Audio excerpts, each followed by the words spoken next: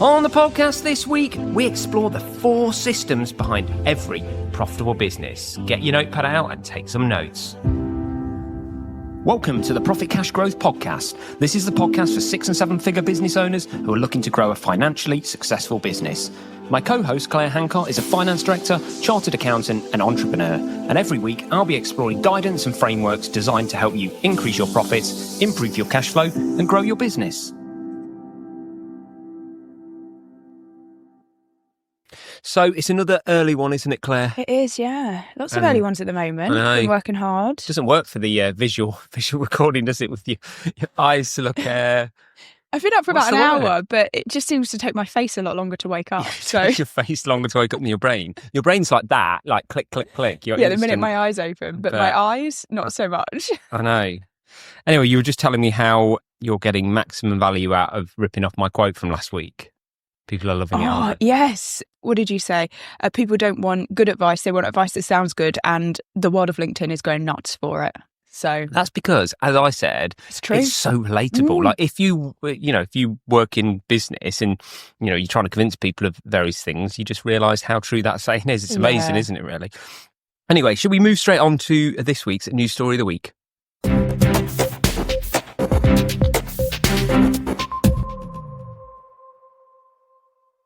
So this week, Claire, the news story is Companies House register shrinks for the first time ever. The number of businesses listed on the official register dropped in the last 3 months of 2024, with critics pointing the finger at inflation and tax rises.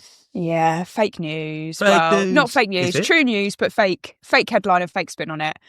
Go on, give us your view. Well, look, the news headlines would have it that this is happening because of what's happening with the economy, that it's not worth being in business anymore, blah, blah, blah, blah, blah. Doom, loop. Exactly. Loop. What's actually happening is Companies House, going through this huge overhaul of striking businesses off that don't comply with new rules and regulations. So they've got 2 new rules and regulations. Firstly, around the registered address that a business uses. Okay. They've tightened up that scrutiny.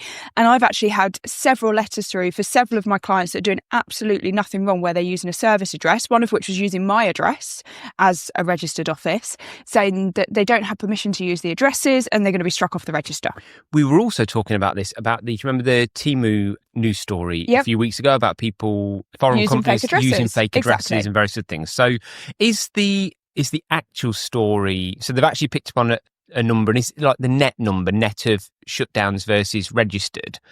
So therefore, because obviously if it's but most of the headline says from the Companies House either register shrinks for the first time. So most of it's coming from this cleanup that Companies House are doing. So previously, in prior years, when when Companies House had a query with your business, they would tend to write to you, give you so long to respond, and if you didn't respond, they'd give you a final reminder, and then if you didn't respond, they'd give you a final warning, and if you didn't respond, then they'd finally actually take action and strike your business off. Now, you're getting a letter in the post that says if you don't respond by this date, we're striking your business off. End of. One and done.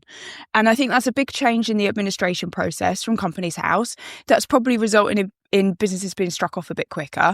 The other thing is there's an upcoming change in like the next 12 months that's been rolled out with regards to having to provide ID for directors and verify directors like their personal identity. So again, people are just shutting their businesses down because they know they're not going to be able to comply with that. So we might as well get rid of the business now. So I don't actually think this has got anything to do with the economy. It's just purely an administration exercise at Companies House that is actually getting rid of some of the millions of bogus companies that are sitting on that register. Well, can I just say, considering we're talking about how it was a sleepy start, that is the most animated I've ever seen you. So you're obviously really passionate about this. It's a really interesting point about how you have to get behind the headlines with these things because, you read that and they're very clever, aren't they? The media. Companies House register shrinks for the first time. They're talking about the register. They're talking about the net effect. So they don't, all they really dwell on is, the number of companies that have actually registered as new. When it's not that, it's the net number, isn't it? So, and to put this in perspective, there's roughly 5.5 million registered companies on Companies House. And actually, the vast majority of them are not trading companies. They're completely dormant or they're holding companies. They don't actually do anything. So, from that perspective, it's just big false news. And it does anger me a little bit because I think people that don't understand what's happening in Companies House, if you're not an accountant and you're not in that arena, could put you off going into business. Exactly. It could put you off. Yeah. It's just creating this massive doom cloud above everybody, and it's hard, but it doesn't need to be created. People's emotional thoughts about it don't need to be made any worse by the media wanting to sell some headlines. Indeed. So there you go. It's not all as bad as Fake we news. think. Fake news, and do always get behind the headlines and analyse the data. Got to get into the numbers, haven't you? Got to get into the numbers. Yeah, you can't just put a headline number up. You've got to have your 3 metrics behind it to understand what's driving it. Anyway, let's move on to this week's deep dive. We're talking systems and processes this week, and let's talk about the 4 systems I think that every business needs to be profitable.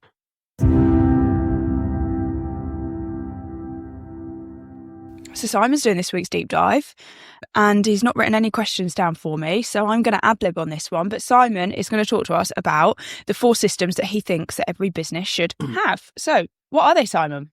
Well, Claire, this really is about sort of distilling what might seem obvious, but really just popping it down on paper and starting from the very start of your business through to the sort of end and the delivery, and breaking it into 4 key areas. And I thought we'd have a bit of a chat. I'm going to give you sort of my thoughts about how you would deploy some of these systems in my view. I'd like to get your view on, what you think, what you do in your business, what you see in the businesses that you work with. But really, the first key system is, for me, it all starts with marketing. You know that I'm Mr. Marketing. Do you know what I like about when you put anything down into a system as well, is it makes it easier for, particularly as you think about your business growing, you can give somebody responsibility for like one of these pillars. Yep. Or you can give a budget to the pillars, and you can start to think about how you can structure your business, because it's not necessarily practical when you're a small business just to have somebody in charge of finance. They tend to look over maybe all of the office function, and finance might be one of them. And the same with sales, marketing. It's not possible to have just a Facebook manager. You need a general marketing manager or a sales and marketing manager. So having clear pillars in your business can be a really effective way of just structuring your team and responsibility and putting accountability against things. I think the other key word to just really get into people's mind here, and you challenged this with me initially on this, and I think it is really important, is you said, aren't they functions, not systems? And I think it's really important for people to recognise the word systems really important, because until you get to a point where you can systemize these elements, you can't scale your business. And that's the key. It's the McDonald's thing, isn't it? It's the fact that you need to be able to give the keys to your business at some point. It might not be for 20 years, but at some point you need to be able to give the keys to your business, and each of these pillars runs as a system. And I think that's why, I call them systems. Let's talk a little bit about how you might systemize some of these as well. Do you know, it's a really good point that you just raised there. And I think, when you said like the 4 areas that we're going to talk about, I was like, well, they're just departments in a business, aren't they? But now that you've said that makes complete sense, is that you need to think of it like a system from start to finish. And I was actually watching a LinkedIn video yesterday by Daniel Priestley, and he was talking about a similar thing, about having like a repeatable process for as much as possible in your marketing system, as much as possible in your sales system. Just make it repeatable consistently, and only 10 to 20% of it should be bespoke every time. Absolutely. So hit us off with marketing system, Simon. So the marketing system is the most important thing. I think that these 4 systems also go in a key sort of order or flow for the business, because without a marketing system, nothing happens in your business. Let's say you open a business tomorrow, you're brand new, which is not most of our clients, so they'll probably have forgot what it's like. But the reality is that when you open your doors, no one comes in through the doors.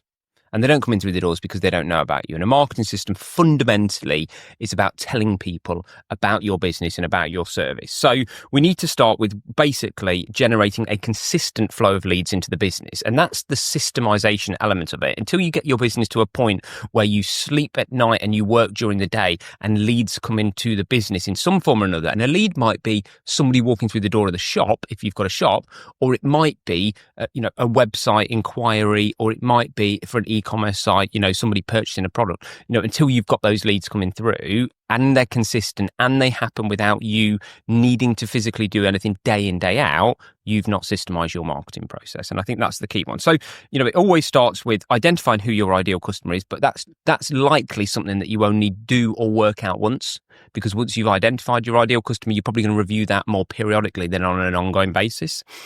You need to then think about what those lead generation channels are. And a lot of that is going to come through testing and measuring. You need to, what I know in marketing, you basically need to test 50 different things and fail at 49 of them before you probably find your key lead channel. But you're probably going to have multiple lead channels, but you will find there'll be one lead channel where that'll be the overwhelming driver. What you need to be really careful of there is that you don't become over-reliant on only one lead channel. So that's really, really, really, really important. You then need to have a method in your business to be able to measure and improve the ROI on those marketing lead channels. So while they are set and forget, they do need to be reviewed on an ongoing basis, but you'll probably find you'll end up reviewing on a monthly basis. I don't think anything should ever be set and forget, especially when you think about paid ads and social media and things like that.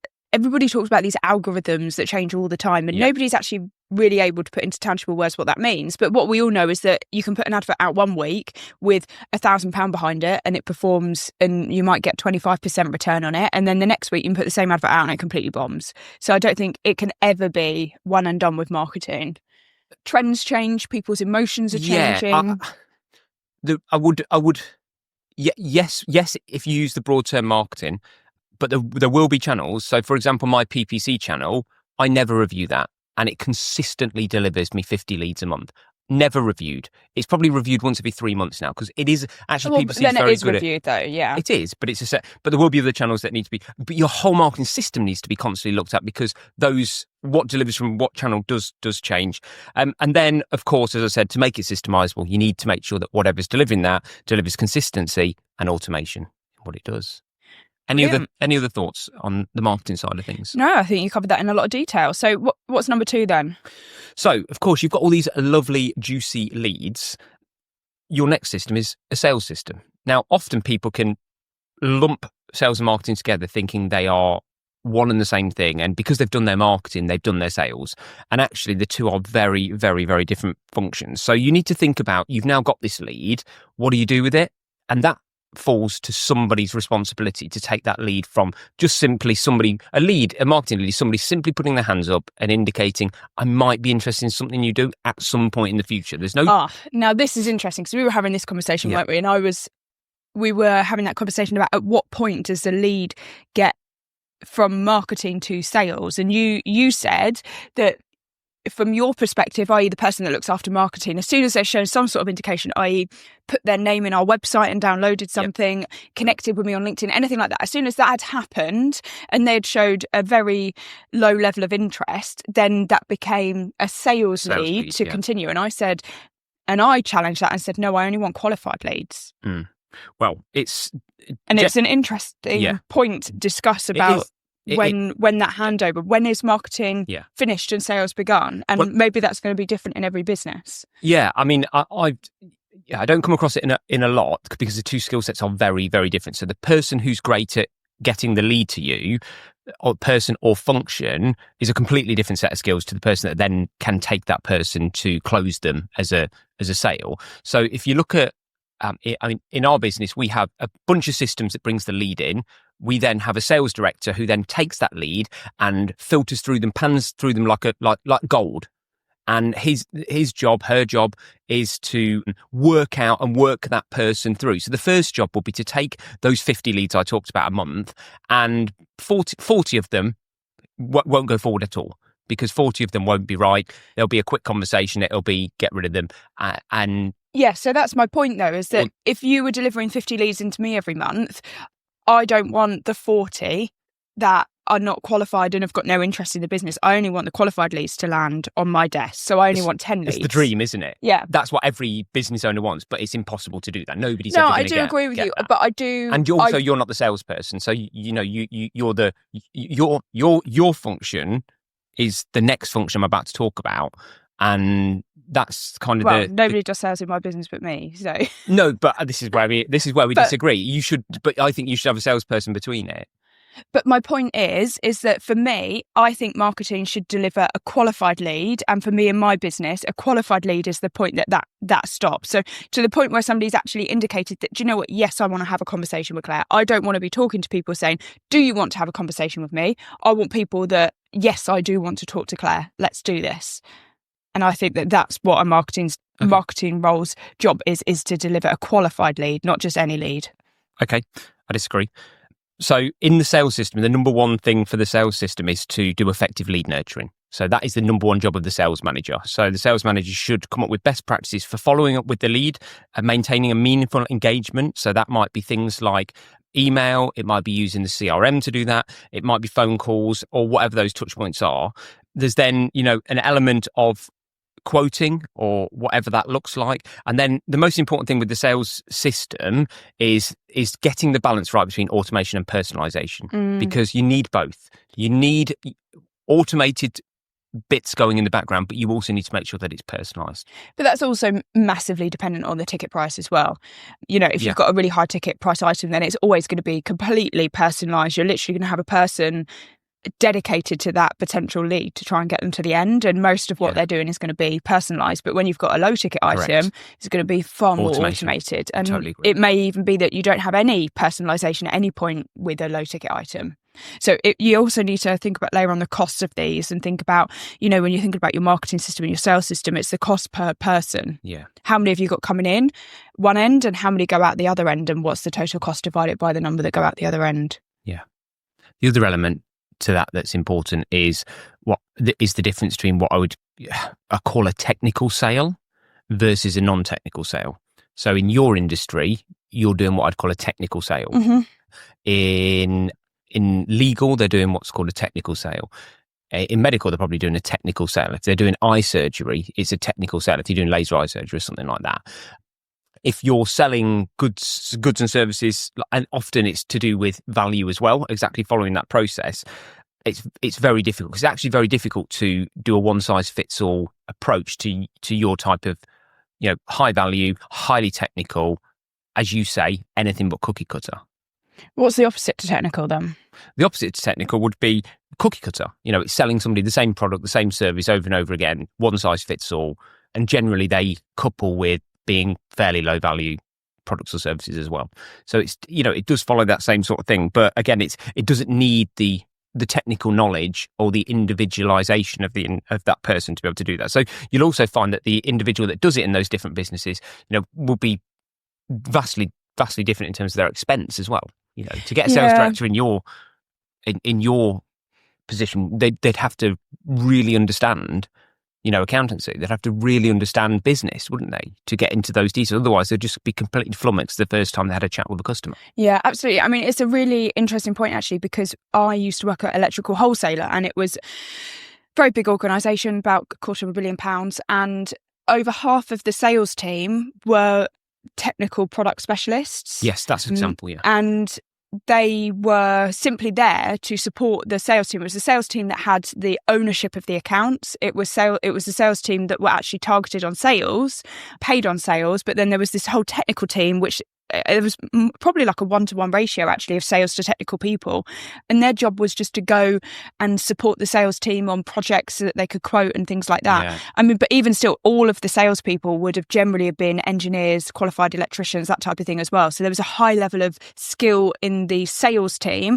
but then there was an even higher level of skill in the technical support that would be brought in on the bigger projects and things like that. But what was really interesting is that technical sales team, it became very difficult to draw that line for customers between the technical sales team were actually there to support the customers if they wanted to buy from us, but they almost ended up being an outsourced support for the customers for free on an ongoing basis. And I think that's something that you have got to be very careful of with any sort of technical role. Yeah. Because we see it in my business all the time with people saying, can you? And it's like, well, yes, we can. Is this included in what we've quoted for or not? And it's that scope creep, and I think that scope creep is far higher when you have a technical role particularly something like I do. For example, if you get a builder around and they built an extension, you don't just then expect them to also build the shed as well because they're there already doing building. Yes. You would appreciate that if they also built a shed, you would have to pay extra for that. Yeah. But when people are working with a technical thing, such as mine, like accountancy, they think, oh, I've done this for you. I should also just do this because it's all covered by the branch of accountancy. Yeah. It's ridiculous. Yeah. No, I agree. Great. So that's the sales system. And then number 3 is, I've called it the fulfillment system, but I've also called it service delivery, because actually the fulfillment system probably works best in product-based businesses. Service delivery works best in service business. But effectively, what we mean here is the actual thing you do in exchange for the customer's money. Well, that's a really good way of putting it, Simon. I like that. So that's the key here. And this is obviously a massive part of the business. But ironically, this is the part of the business that most businesses only have in a lot of cases, don't they? Yeah. I mean, I meet so many business owners are phenomenal at this side of things. And do you know what? This can work really well when you've got a niche product, or you've got something that, there's not many competitors in the market. It's not a commoditized product. It's unique. This is when you can be phenomenal at service delivery rather than a sales and marketing business. If you've got a repeatable product that people can go and buy from multiple people, multiple different suppliers, then your sales and marketing is going to be more important than if you're in a niche business and actually it's all about the service delivery. Do you think in this day and age that there is many/any areas left where it isn't a competitive market?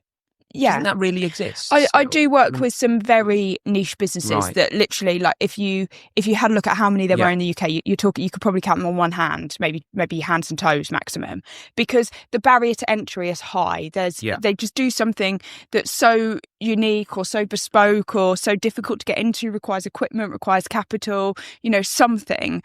And I've got 2 customers in my mind at the moment, and they have worked for 20 years in their industry, built up a ton of knowledge. And there are smaller people coming in. There's probably each of them work in an industry where there's a slightly bigger competitor that does what they do but doesn't have the level of flexibility that they have. And then there's lots of smaller competitors, maybe 1 or 2 man bands below them that just sort of are on this constant churn of coming into the industry, going bust and dropping out again. Do the irony that I see when you do see those type of businesses is that you're right, they don't have massive or any marketing systems there, because they rely that people will come to them because they're fairly monopolistic or they have limited competitors. And the irony is or referrals. Yes, or referrals, which you would argue is a part of your sales and marketing process, but it's accidental to those businesses. It's not something that they've gone out and actively said our main source of marketing and lead generation is going to be referrals. It comes quite late on. I mean, referrals, you need a very established business before word of mouth really drives that into you. But my view with that's interesting because, I think we do marketing in more commoditized industries, and we're doing it on the basis of just constantly fighting for a tiny slither of a pie that everyone else is fighting for. But I think if I owned a business like that, I would do marketing on steroids on the basis that no one's got anywhere else to go. But you know what? Like, the ironic thing is it's so...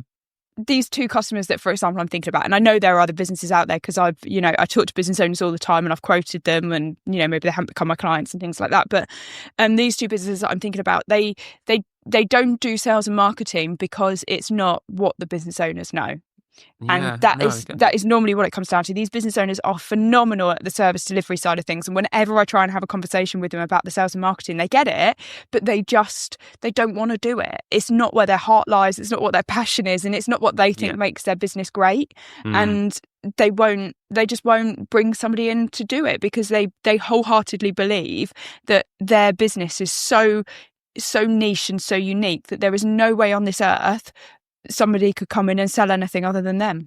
And I guess I'm assuming that they will fall into that technical sales bucket we talked about, which means that it probably is really hard to get the salesperson that can sell at the level of technical knowledge that they've got. One of them is very technical, yes, but because otherwise lots of entrants would enter the market and compete against them, I guess, if it was easy, wouldn't it? It's hard. I'm under an NDA with one of them, so it's very difficult to talk about it. It's fine, yeah. But one of them, no, it's not. They're not actually selling a technical product. The barrier to entry there is the equipment. It can only be delivered with bespoke equipment that literally costs hundreds of thousands. That's the barrier to entry there. So therefore, there is no reason why that business couldn't just put a general salesperson in. You'd have to have some industry knowledge, but you have to have industry knowledge in most sales and marketing roles. Okay, well, I'll just quickly touch on some of the things in the service delivery element. Again, this is the thing that most people are good at. So you need to build a system that obviously delivers things consistently and with good quality control. You need to keep those things up. You want efficiencies in your operation. You want good communication and customer updates. You want to find a way of managing your capacity operation. And we touched on this quite a bit. Remember the Guinness story? Yep. Where Guinness sales went mental and they couldn't manage their capacity. So you need to think about how you put the right resource into that. And then finally, you just need to make sure that you've got a good customer feedback loop. So you need some sort of review system or some sort of testimonial system that actually, tells you from the customer's perspective that what you're delivering is what they expected in exchange for their money. It's a really good point around the capacity, because actually what is more common in business is that your sales and marketing normally isn't as effective as you want it to be, and you've got capacity that's underutilized in your service delivery department, excess stock or excess people that could take on extra work, that type of thing. But every now and again, it does go the other way, and you've got more leads coming in than you can actually deliver. And that's almost like the pain you must feel in your heart, particularly if you paid for advertising, to then not be able to deliver. Do you know, the irony is I hear business owners say this all too often. I heard somebody say it on another podcast literally yesterday, is he was sort of told, some ideas about what could do to generate more leads. And he actually said, I actually know that. I'm just too scared that if I turn it on, that I'll be drowning in leads and I won't be able to deliver. I used to say this though. People say this all the time, and I don't think anybody has any comprehension of the fact that just doesn't happen. But I used to say that again. Everybody thinks that you just turn on. God, if it was that easy, it very, very. You'd have to be a unicorn. It does happen, but you'd have to be a unicorn that it happens. So therefore, if it does happen, God, it's a nice problem to have. Just don't worry about it. Yeah, I think everybody does believe that when they start out in business. And you know what? Some businesses are really easy to find customers. Most businesses aren't. And if you're sitting there worried about ramping up your marketing budget or, ramping up your sales and marketing process because you're worried that you won't be able to deliver, I just honestly think that you've lost the plot. Don't forget, looping back to what we started with marketing, that, only 10 years ago, the old marketing saying said that a customer had to see your brand 7 times before they'd buy from you. Now, Google say that has changed to 30 times before they'll buy from you. 30 times, because of the proliferation of content and digital, and the noise that's coming into that consumer's head now is so much more, so much louder. And I know we're looping back to marketing and sales here, but it's something that I see time and time again when you talk to people that have had a video that's gone viral, like on social media or something. And this is maybe a little bit back to my point about actually it's marketing's job to deliver qualified leads, because you get these instances where people get these viral videos, or they're on This Morning or something like that. Something blows up, but actually their sales don't really go up at all, because they've just got a ton of leads coming in, but none of them are qualified leads. None of them are actually ever going to go and purchase. They're people just being a bit nosy.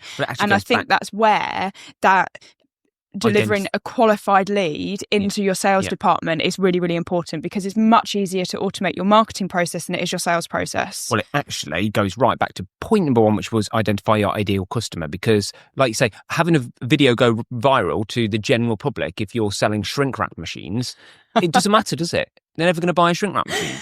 I don't know. If it's a cool little kitchen gadget that people can put on their workshop, I was thinking about these days. like manufacturing machines. But that's the point. You're better off spending your entire budget to target 100 people than you are to target 10,000 people if all but 100 of them are the right people. So okay. And then finally, the final marketing system that you need is what I would call administration system. And this wraps everything in your business. And these are all absolutely essential functions. But all in all, what I would say is all of these support functions should support all of the above functions that we've just discussed. And that's the key to this. And that's, of course, your finance function, your administration/reception function, your HR function, your legal function, and there's a long, small tail of other things that businesses need. You might have compliance, you banking, might have health and safety, and But the key ones, I think, in order down are finance functions, absolutely essential, because your finance function will support the analysis of all 3 of those functions above. Yeah. And it's really interesting, actually. Obviously my background is an FD, that generally when you see particularly, businesses up to maybe about 50 million, even higher, that generally the CFO, the FD, whatever your job title is, you are in charge of all of those things. Yeah. And company cars, for some reason, they always sit in the finance department too. So Yeah, I think it's right that these are all lumped together in pillars. Obviously, in very big businesses, you'll have a separate legal department, they can be very for big example, pillars individually. You'll have a separate HR department. But yeah, generally they are lumped together. And I think the point about them supporting the business is absolutely critical. And I used to say this to my finance team all the time when I had new starters. I would sort of take them under my wing for the first couple of weeks and like coach them about what a finance department does. We're not here to just put numbers in systems. We are here to tell the sales team what the most profitable customer they should go after is, or to help the sales team on a quote, or to do anything. You know, if the salespeople are crunching numbers and pulling reports out of the system, let's make those reports better so the sales team can focus more on selling. Yeah. Like, let's take that process on, make it quicker, make it slicker, make it more insightful. Just do anything that we can to support the business so that the salespeople can sell more. That's the primary goal of our business. Yeah.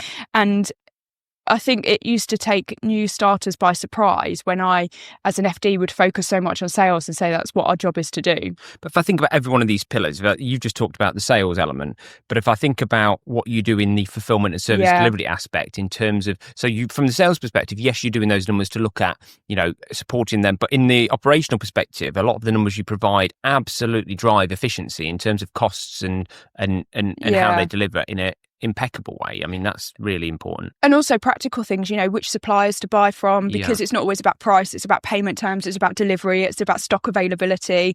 So there's a lot that goes into it. When to order, you know, can we afford to get that stock at a discount?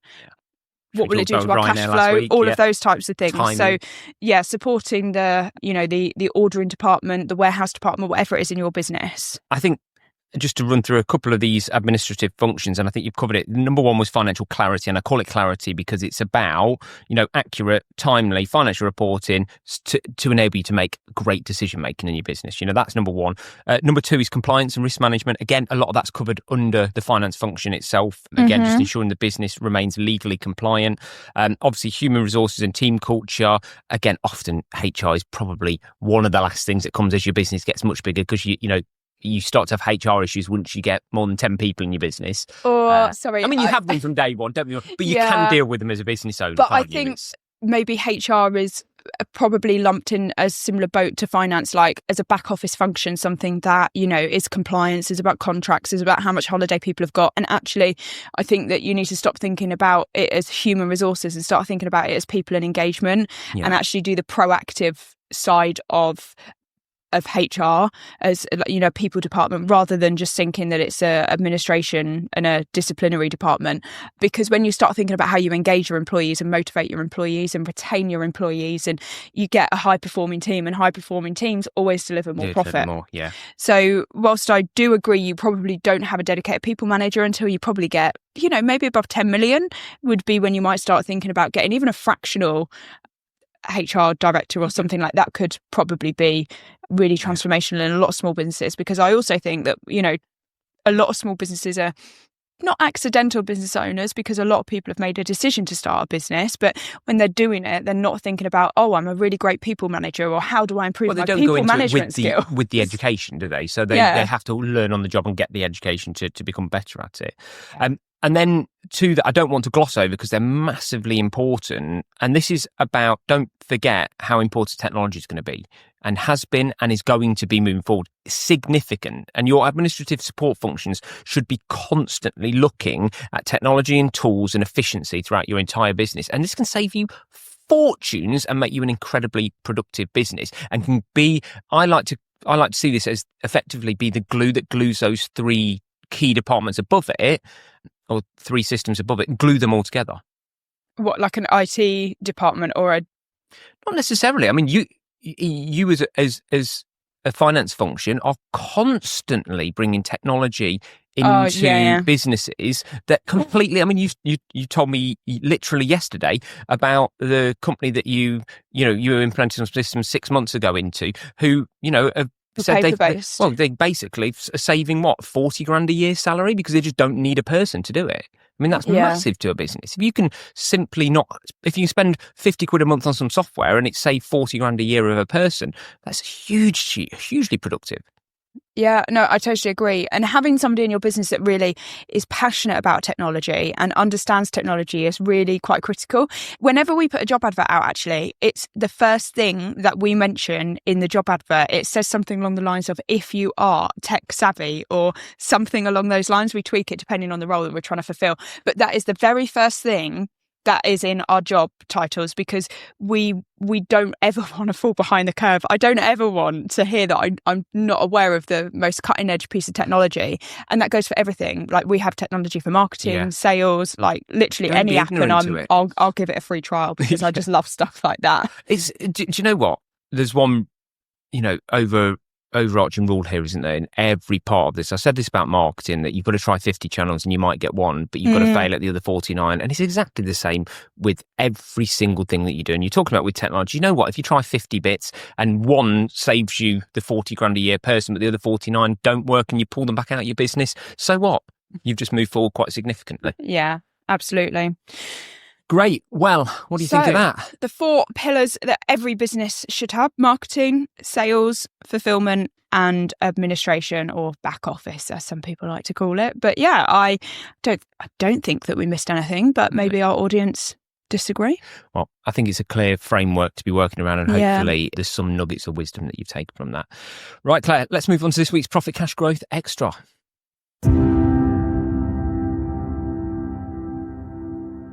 So this week, Claire, I'm being a little bit boring because I imagine a lot of people have heard of this, but it's definitely something you use all the time in your business, and I use it all the time in my business. And given the fact that I constantly sit next to you, hearing you talk about people running bits of paper across rooms in accounts departments that you're trying to revolutionise, I think I've got to recommend DocuSign or Adobe Sign. Just some sort of digital signature system. I feel like it's... We're talking about systemizations in administration process, but like, these have been around a while now. They're they've passed through the courts. They're completely legally binding. It's interesting, actually, how many times we still get sent things to put a physical signature on. Mainly from banks, isn't it? Yeah, banks, big organisations, Weirdly. I'd say, are the worst. But yeah, some small businesses, like we use like a tax specialist to sort of deal with some of the more complicated stuff that we're not sort of up on, and pensions advisors, that type of thing. And they tend to have paper-based systems as well, which is a little bit annoying because we've actually only just got a printer in the office, which actually arrived yesterday, so I was setting that up. But yeah, we've only just got a printer in the office because when we started, we were like, no, 100% paperless. And we are 100% paperless in our processes, but it was just becoming a bit of a pain because people would send us things that need to be signed in. Then I'd have to nip home, print it, run back to the office. So we're now the proud owners of a printer. And this is why going through the 4 systems today seems really obvious to us, but for a lot of businesses it's not, because otherwise you wouldn't be receiving these things. They'd be trialing these technologies, they'd have found them. I mean, these are not new, are they? DocuSign must be like 20 years old now. So yeah, if you don't have a digital signing system in your business, move over to it. It's just completely changes everything. It's so slick, easy. I mean, I think DocuSign starts at like £12 a month. Adobe is a similar price. Yeah, There's DocuSign's the more expensive one. I think that, but there's got to be others out there. I mean, it's not. Yeah. Do you know what I like about DocuSign though? Is that, so we use it for our engagement letters, and you set up your template. I think they call it like an envelope or something. You set up your template. So the terms and conditions, the standard welcome letter is there for, as a template. And then all we then have to go and do is attach the pricing, like the annex that's got the pricing in. Yeah. So it's dead straightforward and really, really quick and simple to do. PandaDoc's another one that is generally a little bit cheaper. PandaDoc, as in panda, as in black and white, Chinese pandas. But yeah, all of the big systems are getting it built in as standard now, digital sign-in. So, yeah. Great. Well, that's DocuSign or any signing type of software. So, as always, if you feel like you might have outgrown your current accountant and you'd like to work with Claire and the team at Profit Cash Growth, or even just have a little chat with them, nip over to the website, profitcashgrowth.com. On there, you can book a discovery call or a free finance health check of your business. As always, check back through the podcasts. They're all very evergreen, lots and lots of business education to learn on there. I've got a YouTube channel as well we can check out. And as always, we will see you again next week. Please rate, review and subscribe. And just send this to one other business mate of yours and say, definitely need to check out all your systems and processes and make sure they're all tickety-boo.